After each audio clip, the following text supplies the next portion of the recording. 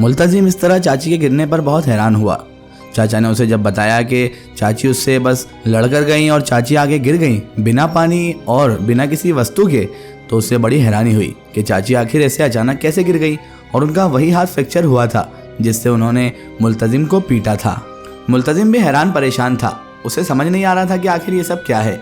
इतना जरूर समझ में आ चुका था कि हो ना हो इसमें कोई ना कोई रूहानी शक्ति का ही मामला दिख रहा था और उसकी सीधी सीधी शंका रोशनी पर जा रही थी। रोशनी को वो याद करने लगा और सोचने लगा शायद हो सकता है रोशनी ने मुझे मार खाते हुए देख लिया हो और इसी वजह से उसे गुस्सा आ गया हो। अब तो रोशनी से मिलकर ही ये मालूम होगा कि आखिर इसके पीछे रोशनी है या फिर कोई और। जब सब मामला ठंडा हो गया और मुल्तजिम के चाचा भी उनके कमरे में चले गए तो रोशनी मुल्तजिम से मिलने आ गई। रोशनी जैसे ही आई तो वो मुल्तजिम को आंसू भरी आंखों से देखने लगी। मुल्तजिम ने कहा, रोशनी तुम क्यों रो रही हो? रोशनी कहने लगी, मेरी वजह से कल तुमने मार खाई, तुम्हारी चाची का हाथ फ्रैक्चर होना ही था, लेकिन मुझे फिर भी तकलीफ़ हो रही है मुल्तजिम। मेरी वजह से तुम्हें इस तरह तकलीफ़ होगी तो फिर कैसे मैं तुम्हें खुश देख पाऊंगी? मुल्तजिम कहने लगा, वो मोहब्बत ही कैसी जिसमें दर्द ना हो, और ये तो वैसे भी कोई वैसा दर्द तो है नहीं। तुम मेरे सामने हो, चाची ने मुझे मार भी लिया तो क्या हुआ, वो मेरे घर के बड़े हैं। लेकिन रोशनी आइंदा तुम ऐसी कोई चीज़ मत करना जिससे उन्हें नुकसान पहुँचे, क्योंकि वो मेरे घर के बड़े हैं और उनके अलावा इस दुनिया में मेरा कोई भी नहीं है। इसीलिए रोशनी, उन्हें नुकसान पहुँचाने से कुछ नहीं होगा। हमें हमारा ही तरीका बदलना होगा। वापस हमें जंगल में ही मिलने चलना होगा, क्योंकि यहाँ पर चाची को अब भनक भी लग चुकी है और उन्होंने शायद कुछ सुन भी लिया है। इसी वजह से चाची ने मुझे इतना मारा और ऐसा रिएक्शन दिया था। रोशनी भी उसकी बात से एग्री कर गई। रोशनी ने उसकी बात मान ली और कहने लगी, तो फिर तुम यहाँ से निकलकर कैसे आओगे? मुल्तजिम कहने लगा, मैं सब निकल कर आ जाऊँगा, तुम उसकी फिक्र छोड़ो। बस तुम रोज़ रात को उसी जगह पर इंतज़ार करना जहाँ हमने एक दूसरे को पहली मर्तबा देखा था। रोशनी बहुत खुश हो गई और मुल्तजिम और रोशनी का रात को मिलने का प्लान भी बन गया। रात को मुल्तजिम चोरी छुपे, क्योंकि चाची का तो हाथ फ्रैक्चर हो चुका था, वो अपने कमरे में बेचारी करांझ रही थी। इसी वजह से चोरी छुपे मुल्तजिम घर से बाहर गया और रोशनी से मिलने चला गया। रात भर वो ढेरों बातें करते रहे, अपनी मोहब्बत की परवान चढ़ाते रहे, और बस जब सुबह होने ही वाली थी तो रोशनी ने मुल्तजिम से कहा, जाओ अब तुम्हारे घर वाले उठ जाएं, उससे पहले जाकर थोड़ी देर सो जाओ। और इतनी रात तक अगर हम मिलते रहे तो दिन में तुम काम कैसे करोगे मुल्तजिम? मुल्तजिम कहने लगा, मैं तुम्हारे साथ रहता हूँ तो मुझे थकान होती ही नहीं रोशनी। मुझे ऐसा लगता है जैसे मेरी बैटरी उल्टा चार्ज हो गई हो। ऐसा लगता ही नहीं कि मैं रात भर जगा हुआ हूँ, बल्कि ऐसा लगता है कि रात भर मैं तुम्हारी आगोश में आराम ही कर रहा हूँ। मुल्तजिम और रोशनी इस तरह अपनी मोहब्बत को और परवान चढ़ाने लगे। रोज़ का ये सिलसिला अब चलने लगा। रोज़ मुल्तजिम और रोशनी उसी जंगल में मिलने लगे जहाँ वो पहली बार मिले थे।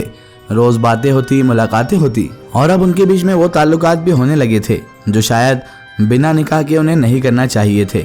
मुल्तजिम और रोशनी अब जंगल के अलावा एक सुनसान हवेली, पुरानी हवेली में भी मिलने लगे, जिसके बारे में इंसानों को तो बिल्कुल भी पता ही नहीं था, क्योंकि रोशनी ही मुल्तजिम को इस जगह पर लेकर आई थी। मुल्तजिम ने पहली मर्तबा तो रोशनी से पूछा भी था, रोशनी यह हवेली कहाँ पर है? मुझे तो इस इलाके का नाम तक नहीं पता और मैं पहली बार इस इलाके में आया हूँ। इस जंगल में मैंने कभी यह हवेली नहीं देखी थी। रोशनी कहने लगी, ये सिर्फ हम परिजात को ही दिखाई देती है और हमारी वजह से तुम्हें दिखाई दे रही है मुल्तजिम। वो हवेली बाहर से देखने में तो ऐसी थी जैसे कोई खंडर पड़ा हो, लेकिन जब वो परिजात रोशनी मुल्तजिम को लेकर अंदर गई तो वो किसी महल से कम न थी। अंदर ऐसा कालीन बिछा हुआ था जो आजकल बड़े बड़े राजा महाराजाओं के बंगलों में भी देखने को नहीं मिलता है। उसी तरह का कालीन जो पुराने ज़माने के राजा महाराजा रखते थे, वैसा ही कालीन वहाँ पर बिछा हुआ था। उस पर चलते हुए भी मुल्तजिम को डर लग रहा था कि कहीं कोई कुछ उसे कह ना दे। परिजात रोशनी बोली, मुल्तजिम इतना घबरा क्यों रहे हो? ये तुम्हारी ही हवेली समझो इसे, क्योंकि यहाँ पर हम दोनों के सिवा कोई नहीं है। कोई तुम्हें टोक नहीं सकता जब तक मैं तुम्हारे साथ हूँ। और बेफिक्र रहो, इस हवेली में हम दोनों के अलावा तीसरा कोई भी नहीं है।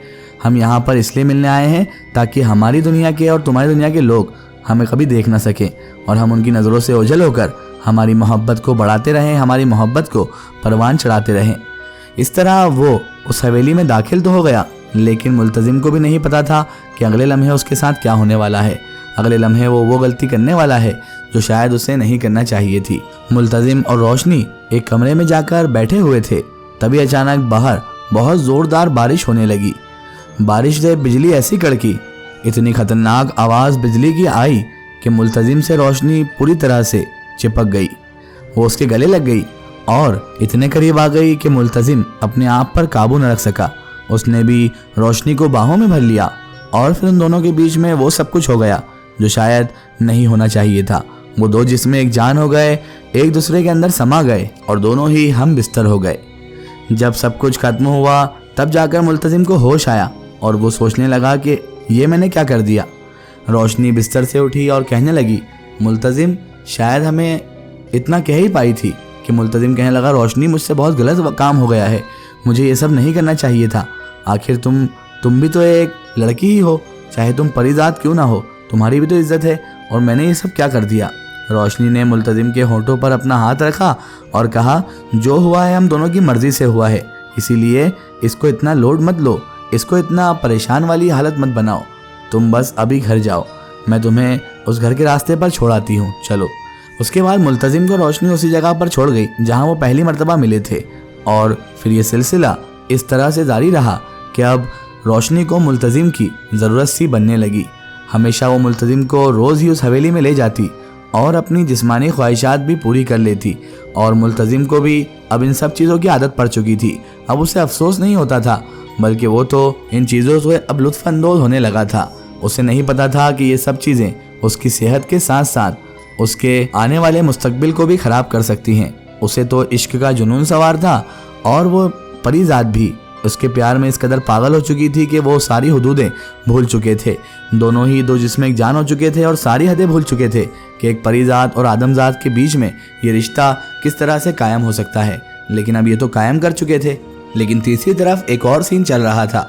इधर वो चाची जिन्हें जिनजादी ने हाथ फ्रैक्चर करके चुप तो बिठा दिया था, लेकिन वो दिल में अहद कर चुकी थी इन दोनों का पर्दा फाश करने के लिए। वो किसी भी तरह उसके चाचा के सामने ये सारी बातें लाना चाहती थी जो भी वो मुल्तजिम और रोशनी के बारे में जानती थी। और उसने एक आलिम से इसी बहाने बात कर ली कि मुझे अपने घर का हिसार बनवाना है।